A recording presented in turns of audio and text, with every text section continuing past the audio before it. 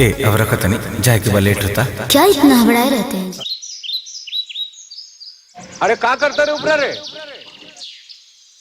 बाबूजी नहाए तनी काम पे जे माइयो के ले ली जी राजेंद्र बाबू के दवाखाना पे छोड़ दिए, दवाई खत्म हो गई बा। ठीक बा बाबूजी। ए बेटू रखत नहीं ना, हम कुछ नहीं जान रहे, अभी बात करना है बस।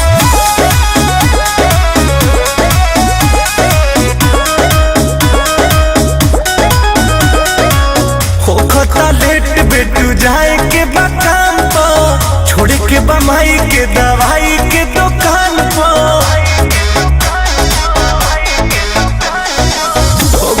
लेट बेटू जाए के बा काम पर, छोड़े के बा माई के दवाई के दुकान पर। कहे ऐसे कोइले बारू, सुबह से धइले बारू फोने पर फंसा के। जानू तो हर बोलिए मिठाई लेखा लागे,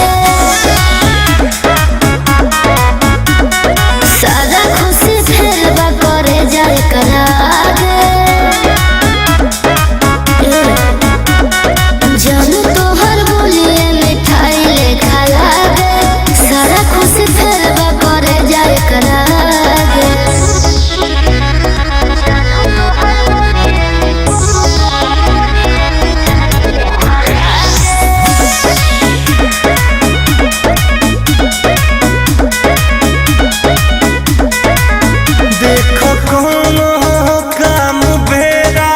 पर ही ठीक लागेला बात प्यार वाला रहती, ये में नीक लागेला।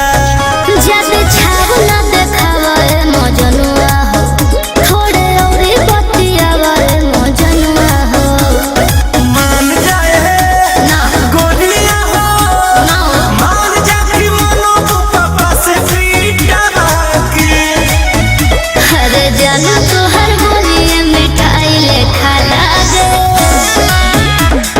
देख रे सारा खुशी फेरबा करे जाए करागे।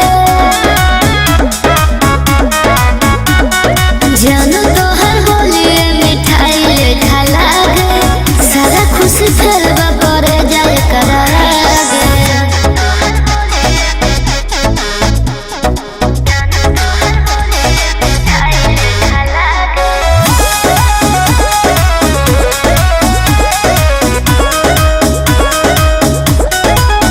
एही चाल पत गड़बड़े उल्ही काम हो जारी। अच्छा हमरा तोहरा लब के चर्चा सरेआम हो जाई। तोहर बोलिए से मन नहीं भरेला, रही सुनते हमेशा मन करेला। बोला सोना भर जाएगा, भर जाए पेट का फूल भगवती जाके। जानू